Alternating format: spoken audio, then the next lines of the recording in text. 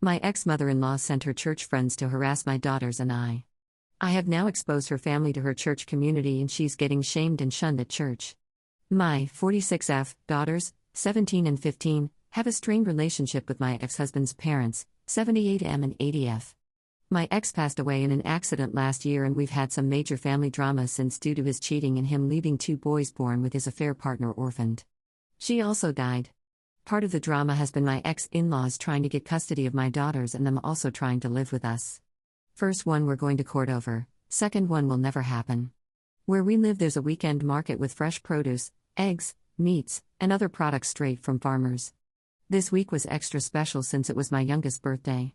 Since her party is later in the month, I decided to give her a budget and set her loose on the market to get whatever she wanted. Mostly chocolate and sweets.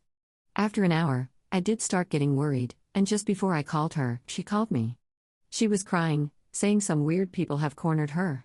I ran to her with my oldest daughter to find 6 older women berating my daughter for being unchristian, for refusing to spend time with her paternal grandparents, or for wanting to be a good big sister to her poor orphaned baby brothers.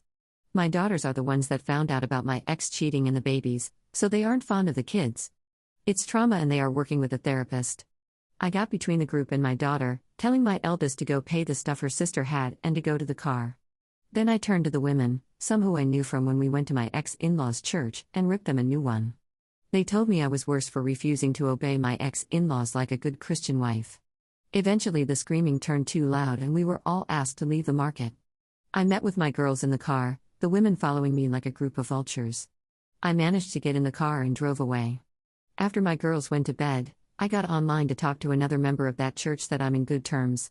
I told him about what happened and after he apologized, he told me what was going on. My ex-mother-in-law posted this massive story in the church's Facebook group about how horrible my daughters and I are, how we are leaving them homeless and penniless, they inherited my ex personal bank account and his life insurance, and how my daughters don't even talk to them. She also accused us of being the reason she lost her grandsons.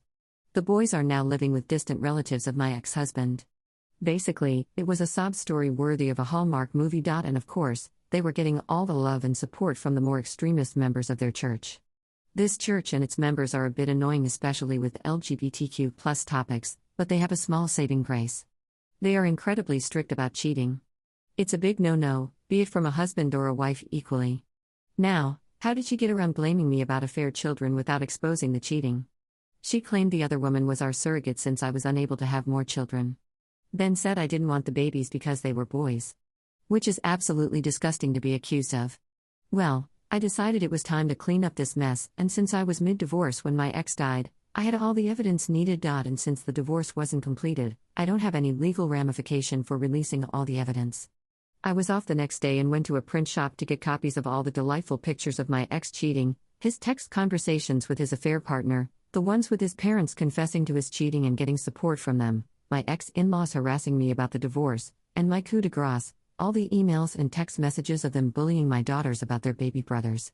In one of them they call my daughters bastards and telling them it was their fault their father died since they told me about the affair and I began the divorce. This one was literally 2 days after my ex died. I paid extra for all of this to be printed in beautiful high-quality paper. Then when I got home, I sat down for hours to make delightfully personalized binders. They look like the little prayer song packets the church gives for everyone to take to sing hymns. The first picture when opening the binders is my ex and his side woman making out in our living room. Their faces are easy to discern and the girl looks nothing like me. Different skin tones and hair color. Underneath I wrote, ex-husband's name and affair girl's name, love story. I took them to the church before service. There's a desk in the back with the songbooks for people that need/forget their own, and they never checked them. The gossip mill was quick and harsh. The names my ex and his affair partner got called in the Facebook were so bad the pastor himself had to get involved just to keep things relatively PG-13. People were angry at my ex-in-laws for their abuse to my daughters, but what made me laugh was that I was still in the wrong for the divorce, but it is understandable that I failed on my duties after the shock and I possibly will one day return to the light, unlike my cheating husband and his Jezebel. They used another word I can't use here, I imagine. I got 2 apology letters in the mail for my girl and an invitation to join the church for support. As for my ex-in-laws, they got shamed into leaving the church. My ex-mother-in-law made a post on her wall about how alienated she feels and how no one cares for the elderly anymore.